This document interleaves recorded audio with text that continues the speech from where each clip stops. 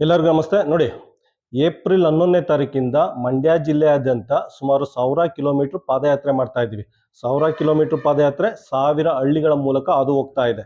ಏನಕ್ಕೆ ಅಂದರೆ ಸರ್ಕಾರಿ ಶಾಲೆಯಲ್ಲಿ 2 ಲ್ಯಾಂಗ್ವೇಜಲ್ಲಿ ದ್ವಿಭಾಷೆಯಲ್ಲಿ CBSE ಗುಣಮಟ್ಟದ ಇಂಗ್ಲಿಷ್ ಮಾಧ್ಯಮ ಶಿಕ್ಷಣ ಕೊಡಬೇಕು. LKG ಇಂದ 5ನೇ ಕ್ಲಾಸ್ ಗಂಟ CBSE ಗುಣಮಟ್ಟದ ಇಂಗ್ಲಿಷ್ ಮಾಧ್ಯಮ ಶಿಕ್ಷಣನ 2 ಲ್ಯಾಂಗ್ವೇಜಲ್ಲಿ ಕೊಡಬೇಕು ಅಂತ ಪೂರ್ತಿ ಮಂಡ್ಯ ಜಿಲ್ಲೆಯಾದ್ಯಂತ ಏಪ್ರಿಲ್ 11ನೇ ತಾರೀಕಿಂದ ಪಾದಯಾತ್ರೆ ಶುರು ಮಾಡ್ತಾ ಇದ್ದೀವಿ.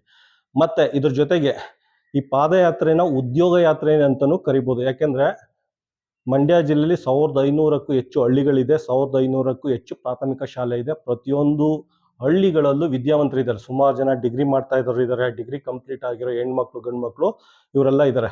ನೀವೆಲ್ಲ ಮನ್ಸು ಮಾಡ್ರೆ ಪ್ರತಿಯೊಂದು ಗ್ರಾಮದಲ್ಲೂ, ಪ್ರತಿಯೊಂದು ಗ್ರಾಮ ಅಥವಾ ಪ್ರತಿಯೊಂದು ಗ್ರಾಮ ಪಂಚಾಯತಿಯಲ್ಲೂ ಒಂದು ಟ್ಯೂಷನ್ ಸೆಂಟ್ರ್ ಓಪನ್ ಮಾಡ್ಬೋದು. ನವೋದಯ ಕೋಚಿಂಗ್ ಸೆಂಟ್ರು ಅಥವಾ ಇಂಗ್ಲಿಷ್ ಮೀಡಿಯಮ್ದು CBSE ಸ್ಟ್ಯಾಂಡರ್ಡ್ದು ಪಾಠ ಮಾಡೋಕ್ಕೆ ಪ್ರತಿಯೊಂದು ಗ್ರಾಮದಲ್ಲೂ ನೀವೆಲ್ಲ ಬೈಜೂಸು ಆಕಾಶ್ ಅಂತೆಲ್ಲ ಕೇಳಿರ್ತಿಲ್ಲ, ಆ ಗುಣಮಟ್ಟದ ಪ್ರತಿಯೊಂದು ಗ್ರಾಮದಲ್ಲೂ ನೀವು ಟ್ಯೂಷನ್ ಸೆಂಟ್ರ್ ಓಪನ್ ಮಾಡ್ಬೋದು. ಟ್ಯೂಷನ್ ಸೆಂಟ್ರ್ ಓಪನ್ ಮಾಡೋಕ್ಕೆ ಕಂಪ್ಲೀಟ್ ಮಾರ್ಗದರ್ಶನ ನಾನು ಕೊಡ್ತೀನಿ, ಆಯಿತಾ.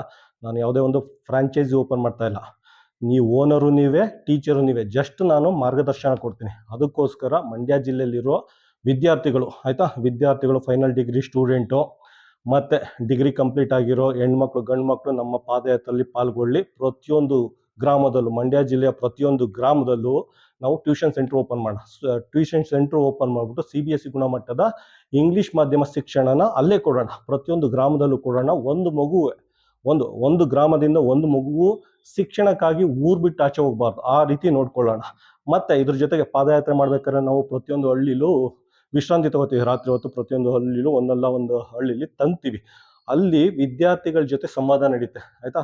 ಸರ್ಕಾರಿ ಶಾಲೆ ಇರ್ಬೋದು, ಪ್ರೈವೇಟ್ ಸ್ಕೂಲ್ ಇರ್ಬೋದು, ಪ್ರತಿಯೊಂದು ಶಾಲಾ ಕಾಲೇಜುಗಳ ವಿದ್ಯಾರ್ಥಿಗಳ ಜೊತೆ ಸಂವಾದ ಇರುತ್ತೆ. ಸಂವಾದ ಏನಿರುತ್ತೆ ಅಂದರೆ, ಆ ಸಂವಾದದಲ್ಲಿ ಏನಿರುತ್ತೆ ಅಂದರೆ, ಪ್ರಾಥಮಿಕ ಶಾಲಾ ಹಂತದಿಂದಲೇ ಯಾವ ರೀತಿ ನಾವು ಸ್ಪರ್ಧಾತ್ಮಕ ಪರೀಕ್ಷೆ ಪ್ರಿಪೇರ್ ಆದರೆ ಮುಂದೊಂದು ದಿನ UPSC KPSC ಎಕ್ಸಾಮ್ ಎಲ್ಲ ಬರೆದು ಗೌರ್ಮೆಂಟ್ ಜಾಬ್ ತಗೋಬೋದು, ಗೌರ್ಮೆಂಟ್ ಜಾಬ್ ಸಿಗಲಿಲ್ಲ ಅಂದರೆ ಪ್ರೈವೇಟ್ ಜಾಬ್ ಯಾವ ರೀತಿ ತಗೋಬೋದು ಅಂದ್ಬಿಟ್ಟು ಒಂದು ಸಂವಾದ ಇರುತ್ತೆ. ಪ್ರತಿದಿನ ಒಂದಲ್ಲ ಒಂದು ಗ್ರಾಮದಲ್ಲಿ ನಾವು ಮಲಗ್ತೀವಿ. ಅಲ್ಲಿ ಊಟ ಆದಮೇಲೆ ಅಲ್ಲಿ ಶಾಲಾ ಕಾಲೇಜುಗಳ ವಿದ್ಯಾರ್ಥಿಗಳ ಜೊತೆ ಸಂವಾದ ಇರುತ್ತೆ.